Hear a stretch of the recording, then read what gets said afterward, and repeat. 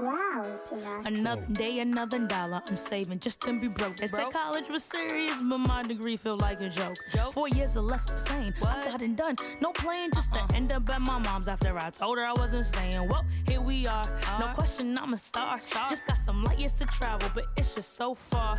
But I'ma make it though. Make sure you get your focus right. You coming too? It's about to be one hell of a ride. Yeah, this adults and stuff is crazy. They ain't warn us about this. I'm supposed to live my best life on an unpaid internship.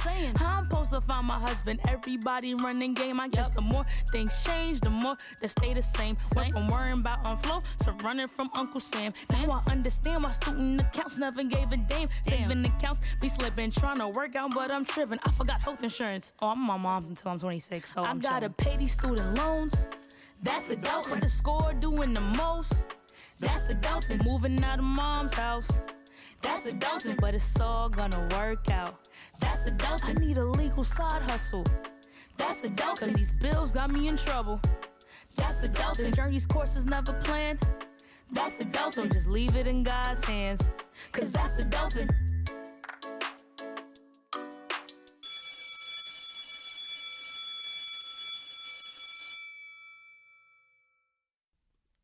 Hey friends, happy Tuesday. I know I'm a day late, but listen, I needed to give myself a holiday break too. If you were off for Labor Day yesterday, I hope you got you some rest, ate you some barbecue, enjoyed your family, slept a day away, or did whatever made you happy, honey.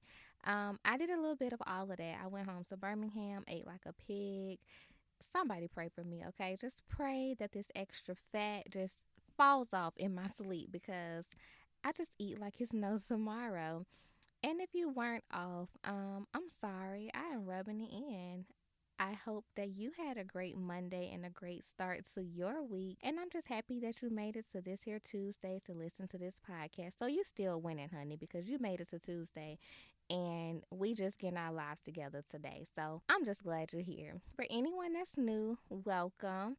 I am Miss Jaye, and I want you to know that I am so thankful that you are checking me out in the school of life. You really don't know how much it means to me to have the support. Listen, I'm a baby. Ask anybody that's been around since the beginning, which was 4 or 5 weeks ago. Not super long, but still. My friends know me. They know I'm emotional. I love love. I love support. So if you're new, welcome and thank you. I want you to know that all of my listeners are my friends. And so you are now my friend and you are a part of the gang. So welcome to the gang. All right, so y'all know how class starts. We are going to hop right into our class announcements and get them out of the way and then get into our lesson for the day. So, first of all, this is like a standing class announcement. Y'all gonna get tired of me saying this, but be sure you're following me on Instagram and Twitter and following the podcast page. My handle is @_MISSJAYE. That's at Miss J.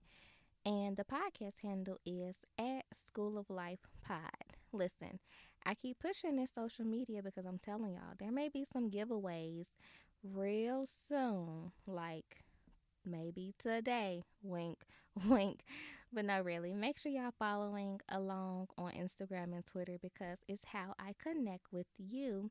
And along those same lines, after you follow me and the podcast page, you can use my DMs to ask your adulting questions, submit a topic for consideration, share your teachable moments, and just anything that you want to know or want me to know about you or questions, whatever the case. Like, slide in my DM, share your aha moments for the week, all of that good stuff. You can do that via my DM. Don't forget that I'm providing free business promo during the show and tell segment for all of my entrepreneurs out there. Whoop, whoop. Shout out to the entrepreneurs. Email me at schooloflifepod@gmail.com, or you can also slide in my DM so we can talk about the details. It's just a little bit of information I need to get from you so that I can share on the podcast and make a post on Instagram and Twitter as well. And lastly, please, pretty please, write me a review in the podcast app if you have not done so. Thank you to everyone that has rated me. I think so far I have 12 ratings and everyone has given me a 5 out of 5. So I appreciate you taking your precious time to do that. But if the Lord leads you, then could you write me a little review as well? I think I'm the bomb, and y'all know I think I'm the bomb, and I tell y'all all the time, y'all the bomb.com too. But for anyone who doesn't know what I talk about or don't know what to expect, the reviews would kind of help them to better understand what the School of Life podcast is. So thank y'all in advance. Hugs and kisses to you all. So those are our class announcements. I promised that I would try to like keep them short moving forward. I think I did pretty good there. So what's going on in my life? Well, I have some big news, and I already know that I'm going to get some hate mail after I say this. So you know what? Just bring it on. But ladies, I got a relaxer. I'll just give a moment of silence. Yes, I'm not joking. I got a relaxer after 3 years of transitioning and being natural. I was like, hello, Creamy Crack. I've missed you, sis. Where have you been?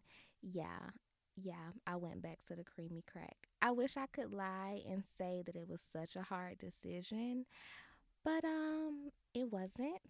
It was kind of easy. I was like, I'm done. This phase is over. Look, y'all, I was so tired of saying I was natural and not being natural. Every couple of weeks, I'm stressing over my hair. After it took me 30 minutes one morning to slick my hair down into a bun, I knew this was like temporary. I knew that natural thing was not going to last all my life. Like, no. Then it got to the point where I couldn't decide if I wanted to do the wig, the crochet, the bundles, the braids, the passion twist. Y'all, it was just too much, too many options. It was just a lot going on. I was having to rearrange my budget, to order new hair, and to get this done. Oh, and then don't forget, I'm a part of the Can't Cornrow gang, so I was having to pay people to cornrow my hair down for my wig or my crochet. It was just too much. Like, the list goes on of how much I was stressing about this here head of mine. And for anyone who hasn't seen my natural hair, baby, it's a lot, okay? Shout out to my parents. They did that part right. They gave me some good hair. It's a lot going on. So I decided I did not want to look like Mr. Frederick Douglass anymore. And rest in peace to him. He was rocking his natural, but not Jay Washington. Nope. No, ma'am. No, sir. That phase is over. So I decided I have better things to worry about than be stressing about my hair. Listen, I'm trying to break generational curses out here. I'm starting businesses. I'm changing lives. I got to record this here podcast. If I spend all my time doing my hair, who gonna record this podcast for y'all? Nobody. So, boom. I said all that to say I got a relaxer. I'm sorry if I let anyone down. My naturalistas out there, I still love y'all. Y'all still dope. I can always go back, but honey, I had to get it how I live. And right now I'm living like unwrap this hair and shake it and go. So that's what's up with me. Aside from that, the only other thing new really is work stuff. I had my first career fair that I represented the company at last week, so that was really fun. It went great. My setup was super cute and bomb. If you follow me on Instagram, then you saw. So yeah, that's going pretty good. We had a good group of people who I was able to take. The students were fun, so I was excited to get the first one kind of under my belt. And for some reason, I was a little nervous about the first one. So once it was over, I'm like, okay, woo, we got it done. Got that off the list. Also, as far as work, I'm taking a 12-week program called Citizens Academy. And in this program, I'll be learning all of the ins and outs of my county government and just getting a deeper understanding of how the county operates and the government functions. So I'm a nerd. I love stuff like that. And plus, it's going to help me do my job better. So anything that helps me get a little one up in this job, then honey, I'm doing it. So yeah, that's what's up with me. That class is actually like on a Thursday night from 6 to 9. So y'all just keep me in prayer on Fridays because I'm going to be looking a little cray cray. Other than that, that's it. I got a relaxer. Work is going good. I ate like a pig on Labor Day. Let's see. The last week, my teachable moment. Let's hop into that. I would say my teachable moment for the last week is just enjoying the moment. Yeah, I would say enjoying the moment. Life is so up, down, side to side, diagonal, horizontal, vertical. It's just too many directions. And with work being super busy and well picking up, it's not extremely busy, but it's picking up and I'm busier. And now I'm doing this class and I'm pretty much traveling every weekend, going back home. Um, I've been just kind of enjoying those small moments of like hanging out with my family, seeing my boo, even moments at work where like someone would drop in and say something that like kind of brightens my day or like, oh, Jay, I love how you did XYZ. Just taking those moments in because life is super busy. If I had to choose a teachable moment for the week, it would be that. Enjoy the moments because life is just so busy and it goes so fast. Yeah, that's what's up with me. I know I've said that about 5 times, but I wanted to be sure I covered everything. So today, we're going to be talking about something that might be new to most of you, but it's really necessary for literally all of us if we're going to get our adult lives together. IDK about you, but I'm on a mission to get my coins all the way together. I told y'all earlier, I got goals, okay? And these goals I'm trying to achieve aren't just for me, they're for my non existent family as well, my future kids, my future grandkids. Like, they're beyond me. And while it'll be nice to be rich, yeah, that'll be real, real nice. Lord, send a blessing if that's your will. I'm really trying to be wealthy, seriously. And when I say wealthy, I'm trying to be wealthy in my spirit and in the bank. Okay, that's literally one of my affirmations that I say in the mornings. Like, I am wealthy in spirit and in the bank. And you may be laughing, but serious note, that's what I say. And I'm on a mission to not only build generational wealth, but just understand it in its entirety. So, because I'm on a mission and I have all these goals, I had to find me some resources because my family doesn't know about stuff like this and college didn't teach me, so I had to get on the good Google and find me some resources. Or I think I found this on Instagram. Whatever the case, I'm going to explain how it came about. So, anyways, y'all know how after you start looking up stuff, or even if you just think it, Facebook and all your social media just automatically knows and starts filtering sponsors to you. So, yeah, that's how this whole resource came about that I'm getting ready to talk about. Now, I don't know if Facebook read my thoughts, but whatever the case, I stumbled upon a lady by the name of Tiffany Aliche, who's also known as the Budgetnista. By the way, I'll tag her information in the show notes. But, anyways, I came across her on Facebook, I believe, during my period of like searching for resources. And let me tell y'all, she runs an online program that teaches you about anything finance related. That's credit, home buying, stocks, student loans.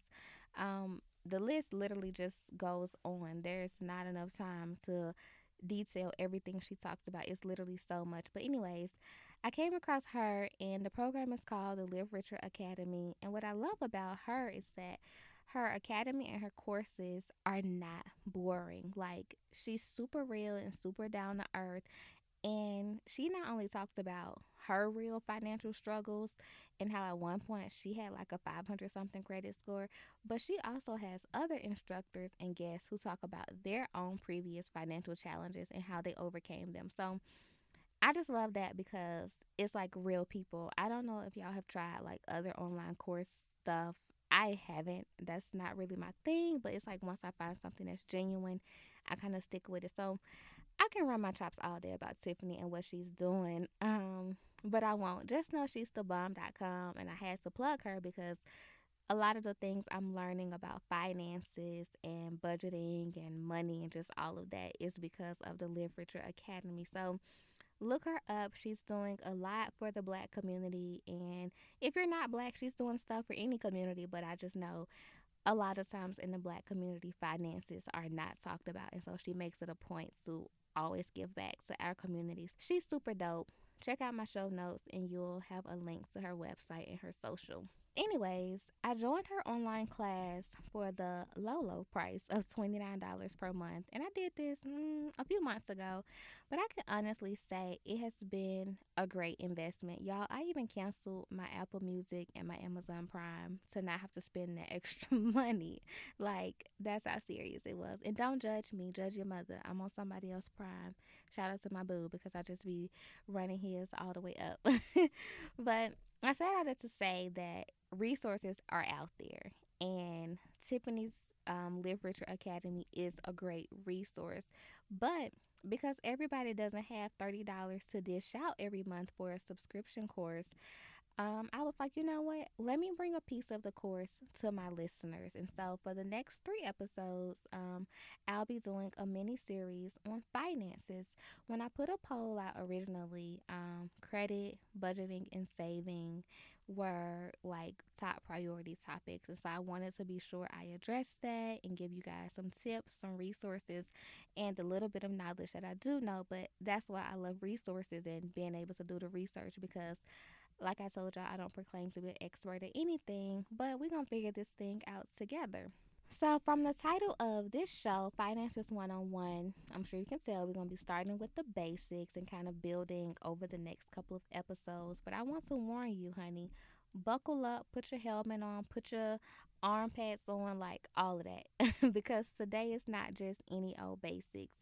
We're starting with the root cause of our issues with money. And that's if you have issues. If you got your coin all the way together and you don't have no issues, honey, that's fine. But this for the people that's still gathering that coin and trying to make some sense out of all of it. Today, we're talking about something that many of you probably have never heard of before, and neither had I until one of Tiffany's instructors, Kara Stevens, whose information I'll also tag in the show notes. But Kara broke this all the way down to me and read me for filth during one of these courses one day, and I was like, "Ooh, okay." Kara introduced me to the concept of understanding my relationship with money before I did anything else with my money, before I budgeted it, before I saved it, before I counted it, all of that.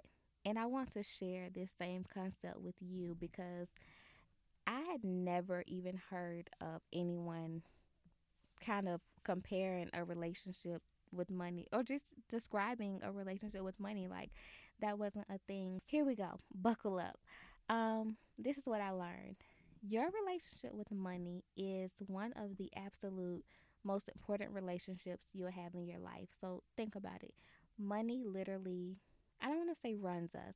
Money is a resource, and that resource allows us to get any and everything we need in life, from our needs to our wants to gifts, all of that. And we're constantly coming in contact with money. And so that relationship that you have with money needs to be healthy because you're constantly in dealing with money basically. And when I say healthy, I don't mean perfect or without mistakes at all. I mean that a healthy relationship with money allows you to make your money work for you rather than against you. I know y'all have heard it probably a million times. People are always saying, like, yeah, make your money work for you. And that's what a healthy relationship with money looks like. You don't hoard the money, you don't spend it frivolously, you don't obsess over it.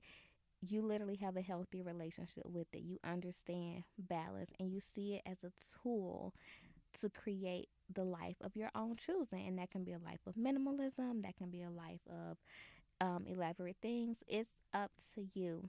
But the bottom line is that your relationship with money, first and foremost, has to be healthy. When I took this course, there were a couple of activities that we did that, like, when I say y'all read my whole life fulfilled, just I'm still recovering. Pray for me. But one of them that I enjoyed was unpacking what Kara called money baggage, right? Here are some more points I learned regarding the money baggage aspect. Kara talked about how our financial identities were actually formed when we were kids. So think back, as early as maybe 4, I can remember watching my mom stress about money or just watching anyone in my family stress about money. So imagine from 4 to 18, while you're a young adult or growing into a young adult, what that is showing, if you grew up in a house where all it was stress about money, then you're more likely, not saying you are, but you're more likely to view money in a negative way, like, oh my gosh, it causes stress. We never had enough of it. So I'm getting ahead of myself. But how Kara broke it down was that those impressions are put upon us, during our childhood. Some people are lucky and their parents expose them to healthy and productive strategies for money use. But if you grew up in a household like mine, or really just like the majority of the world, you got that money baggage. And I'm raising my hand like, child, I got the money baggage. When I say we were so poor. I didn't even know we were poor, but we were poor. Like, money was not talked about. It was always stressed about, but never talked about. Anytime we brought it up, you would have thought like me and my sister were starting World War III. It was just so stressful. And like thinking back, it's not funny, but I'm like, wow. Oh my gosh, the things we got yelled at for just for asking for something that related to money. Like, just wow. And so in taking this course, I realized that the my money baggage was rooted in thinking that money caused stress, or not having enough money caused stress rather. um, I even had I'm calling it my money baggage. I even had money baggage that was the thought that borrowing money created conflict. So I will never forget. To this day, I have family members who borrow money from one another and they didn't pay it back for whatever reason. And do you know they still don't talk? Like, to this day. And this was 5, 6, 7. This was back in 2011. As that's what I remember. I'm sure there may be way more. Y'all know how that family stuff go. Stuff happened before you even was born. But I vividly remember this one incident was in 2011, and those two members of my family are sisters, and they still don't talk. So imagine, what that impressed upon me as a child. Like, oh, borrowing money creates conflict because somebody not gonna pay it back. Another money baggage that I kind of carried into my adulthood. Oh my gosh, my mom used to yell this all the time was money doesn't grow on trees. I know I'm not the only one. Did y'all mama say that? Because oh my god, she used to get on my nerves saying all of that, saying it all the time. But that translated to me that money was not easy to get. Anytime that she would say money doesn't grow on trees, it was in a yelling negative way in response to something I would ask for. So I would be like, Mom, can I get these new shoes? Oh, you think money grow on trees? Okay, sis. No, I don't. But okay.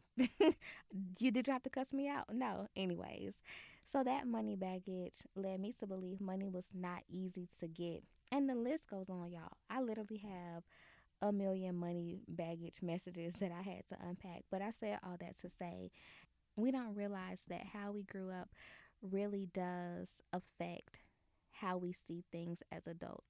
And actually, I take that back. We do realize that, but maybe we don't realize that from a financial standpoint. Like, how you viewed people handling money in your life and around you as a child has played a part in how you handle money, as a young adult. So, with some of the money baggage messages I just shared, one of the activities that we did in the course was we wrote down those money messages and we went through and tallied what were positive and what were negative. So, if you grew up in a household where your parents talked to you about money and it wasn't a lot of arguing and yelling, and money was like, I don't want to say not a big deal, but maybe you got an allowance and you understood money and it was just more positive, then your money messages may not necessarily be baggage. I'm calling mine money baggage because, honey, I had to carry that bag and unpack it in my early adulthood, and woo, that's another story. But if yours are positive, then it's just money messages as opposed to baggage. But whatever the case, in the activity, we went through and wrote out our money baggage or message, and we determined if it was positive or negative. And then from that, we determined, well, how many positive statements were reinforced to you as a young child versus how many negative. And to no surprise, I had 6 negative statements and only two positive. So you can only imagine just how my money mindset was. So I've never been just like frivolous with my money and can't keep a dollar. But my money baggage has affected, how I view money. Like nowadays, borrowing money from me, you have to be like on your deathbed or like a really close friend that I really, really trust. I'll be honest, my family, they can't borrow money from me. Nobody but my sister can borrow money from me. And I hate to be that way, but that's a result of that money baggage. I work so hard to get money, and not just like, oh, give me the money, but like I work so hard to get jobs that will pay me enough. I work so hard to make sure my businesses are going to flourish because I never want to be in a position where I don't have enough money. Because again, one of those money baggage messages was not enough money causes stress. Like my mom never had enough money for us, and she was always stressed. And so I just feel like, as at least if I had the money, I ain't gonna be stressed about that part. Of course, life has its own stresses, but I ain't gonna be stressing about the money. Okay. Um, Another one is money doesn't grow on trees. That's a negative statement that was reinforced time and time again. And that's true. Money doesn't grow on trees. But that's also another reason why I will work myself to the bone to make sure that my finances are in order. And so you can kind of see just from my life how all of those statements I heard growing up and just how people handled money around me really affected how I view and handle money, as a young adult. And what I love about this entire course that I took, first of all, I had never even heard of this, like I said, but it really opened my eyes to how I can do things differently and how I can take what I've learned about my money beliefs and my money baggage and my childhood beliefs and really turn it into something positive if it was negative, or if it was positive, turn it into something even more positive. Like there's always more good that can be done. So the last portion of the course asked us to determine if what we've learned, about ourselves has influenced how we handle money today. And child, I kind of already told y'all mine did because listen, I just told you family can't borrow money unless it's my sister. I will work myself to the bone. I will be dead in my grave still trying to make a coin. And that is not good. And I know that sounds crazy, but anyone who knows me knows I will work my butt literally off to be sure my coins are together because I don't play about my coins. And I had to learn that one, that's not healthy because money comes and goes, and two, I need to take care of myself. But the biggest thing is that that's a baggage that I picked up as a child that I had to unpack and realize yes, it's okay to work hard and to want money and to want to be financially educated and financially literate, but it doesn't have to come at the price of your health or at the price of having two and three jobs. Y'all, one time I had three jobs. That's a whole nother story, but that's how serious it was. I said all of that to say, and we're going to talk about being financially literate, budgeting, saving, credit, the whole nine that we're going to discuss in the coming weeks. We have to first understand our relationship with money, and we have to heal that relationship if it's broken.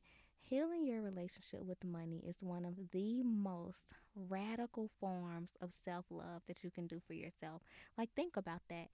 For some of you, it may be way worse and way deeper than my relationship with money was. And mine was not, I just told y'all, it was just a mess. I don't want to say ugly, but it took a lot. It took some a little bit of crying and just some coming to terms with some truths about myself and about my family to really get over, okay, this is my relationship truth and this is how I can move forward. But I want you guys to be able to do that, because if you don't, you can never truly flourish financially, because it'll always be these root causes that you haven't addressed, which is why earlier I said we're going to get to, the root of this. In order to make this journey a true transformation, you definitely have to trust the process and stick with those uncertain and discomforting times. Like, It took me, I think I did this course over a month. And that's not super, super long, but to be constantly digging into something like this every day, writing about it, journaling about it, thinking back into your childhood about certain situations, that can be a little draining. And it was uncomfortable at times, but I definitely trusted the process and I stuck it out. And now here we are, months later, I can talk about it freely. I feel like, yes, I've conquered this part and I can move on in my financial goals and journey, understanding that I don't have to work myself to the bone to make my business flourish. Like the business is going to flourish because I have the faith for it to flourish, but it doesn't have to come at the expense of my health, just kind of getting rid of all of that money baggage so I don't carry it into everything I do that requires finances. Even into relationships like with a significant other, which is a whole nother topic. But anyways, I want you guys to flourish in this area because it is the right first step to take. Again, I didn't know anything about looking at money this way or even what a money relationship looked like, but because I do now, I want to share that with you so that along your journey of finding peace in your finances or whatever your financial goals are, you're not hindering yourself with things that you may not have been consciously aware of. Like a lot of stuff that happens in our childhood is not conscious anymore. Um, so yeah, I that's what I wanted to share. Even if your goal is not generational wealth, I really just want us all to have healthy financial habits. I'm amazed that one of the key things that can make or break us as young adults, which is financial literacy, is not taught in college or even high school, and it probably should be taught in middle school now. But I've heard recent talk and read some articles about some schools introducing financial literacy into some of the courses, but until then, this is our space. I'm happy to provide, like I said, the little bit of knowledge I know and to share information that I find because listen, our finances have to be in order and they will be in order. And it all starts with understanding our relationship with money. So, as I mentioned earlier, Tiffany's Live Richer Academy is a great resource, and she actually has videos on YouTube that are free, of course, that talk more about money and debt and budgeting and just all of those amazing things. And I'm going to actually tag some of the videos in the show notes. So all you have to do is click on them and watch the videos.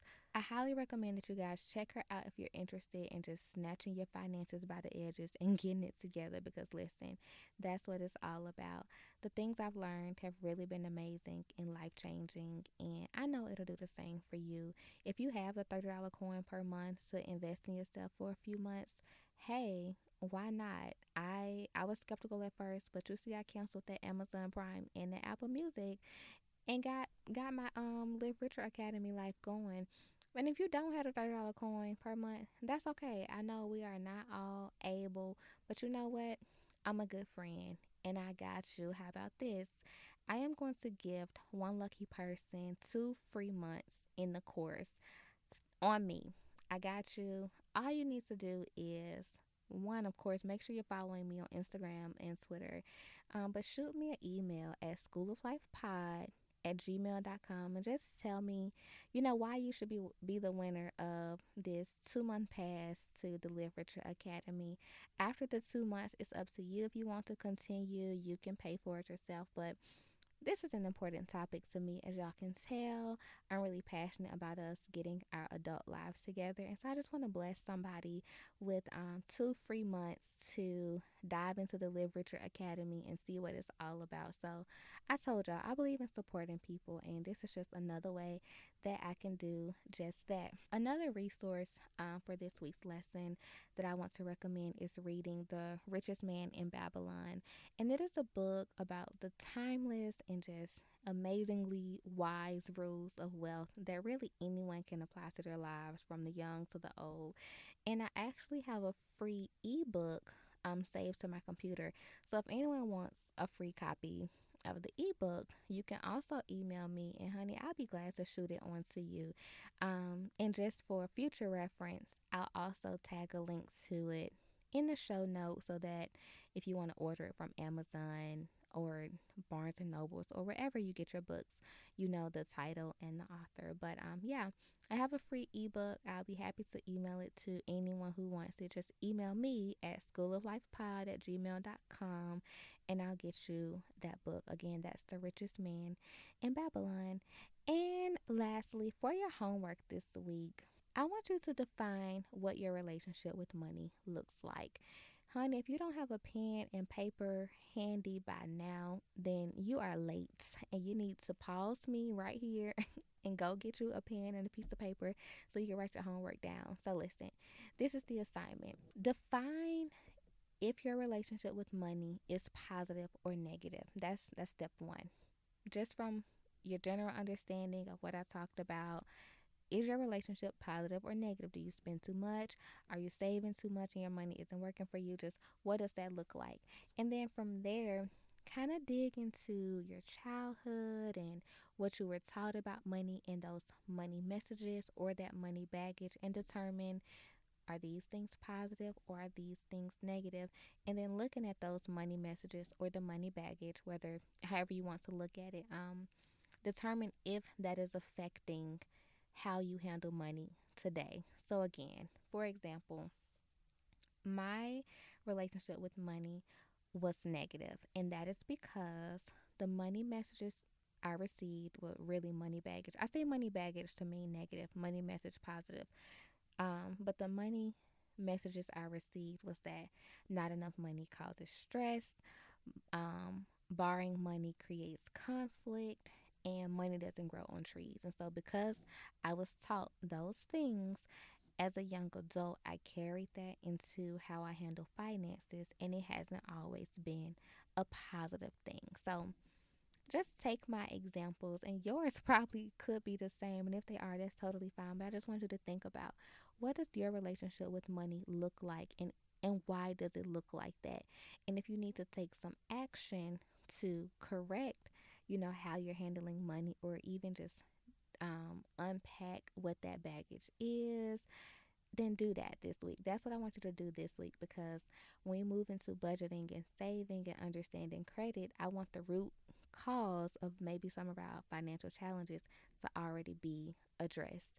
Every decision to do better and make better decisions starts somewhere. And so I hope today's lesson is that start for you, just like it was a start for me. Don't forget, the next few episodes, we're getting our coins all the way together. So keep your homework in one place, honey, because we'll just continue to build on it. So that wraps up our lesson. I really hope you all was able to take a few nuggets and apply them to your financial life. And I really, really hope you do the homework. And if you want to do the 2 free months for the course, that you shoot me an email so I can get that going for a lucky winner. Because listen, we're going to thrive at this thing. I tell y'all that every week. It's going to be okay. We're going to thrive at this.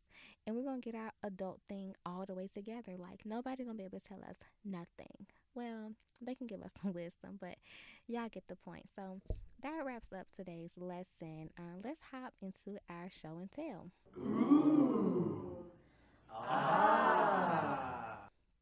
So this week we are featuring Good Guy Media. Good Guy Media is owned by Derek Sanders II, who is also my love bug. So shout out to my love bug. Good Guy Media is located in Birmingham, Alabama, but I think he will travel, for a good price. So Derek is new to photography, and he started his business because of his enjoyment of taking pictures. He's super passionate, very personable, just loves to capture a moment with his camera. So I'm really excited to share his business today for show and tell.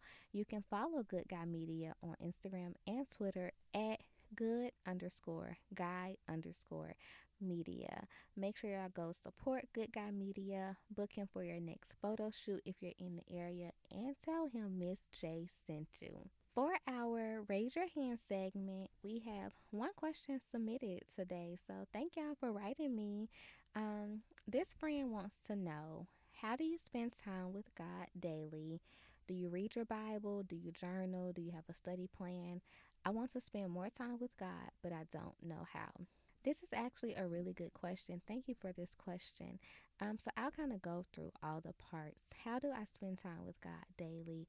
No matter what I do, no matter what day it is, I'm always going to pray and not just the thank you, Lord, for waking me up. Amen. Like, have a real conversation, let God know how I'm feeling that day, talk to Him about any of my concerns, my worries, all of that. So I'm always praying, and I'm praying driving, in the shower, at work, before a meeting, after a meeting, like always praying. So that is something I do literally every single day. I also have a devotional book called Jesus Calling by Sarah Young, and I'll tag it in the show notes as well. But I have a devotional book that's dated, for each day, and so I read my devotional every day. Most times, I'll be super honest, I try to read my Bible every single day, but some weeks I don't know what my life be doing. It be doing a lot. That's incorrect grammar, but that's how it be doing, just a lot. So when I do read my Bible, and 9 times out of 10, I read my Bible at least 5 days a week. Like 9 times out of 10, it's going to get read. But when I read my Bible, I do have a journal. I have a I don't call it a study journal because it's not like pre-written or anything. But as I'm reading the Bible, I'll write down any questions that I have or anything that I need clarification on, maybe from like a pastor or someone I trust who works in ministry. And as far as having a study plan, sometimes I just get on Google, like books of the Bible to study for faith. And I'll use that, as my study plan. And sometimes I'll just decide, hey, I want to read the book of Romans from beginning to end. A few months ago, I started reading the Bible from beginning to end. So right now, I'm in Leviticus. I've been in Leviticus for a few months. So can somebody pray for me? Because I'm still in Leviticus. But that's how I study and read my Bible. I try to be very intentional about my time with God, whether that is studying or praying or worshiping, whatever the case. But yeah, that's how I spend my time. If you want to spend more time with God and don't know how, just pray to Him. That's always a good start, praying, because you can do that wherever, whenever. Listening to worship music. Like if you come into my office any time of the day, honey, my Tasha Cobbs is playing, my Jonathan Nelson is playing, anything gospel is playing 9 times out of 10, unless I'm on a call or have a meeting in my office, whatever the case. But there's no blueprint to spending time with God. Just do it.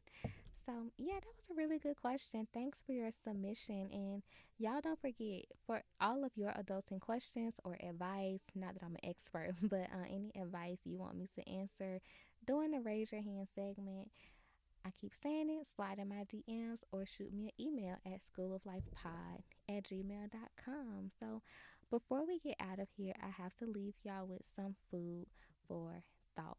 So I came across a post that said, your thoughts are the reason why your life is the way it is. And that was written by a Justin Perry.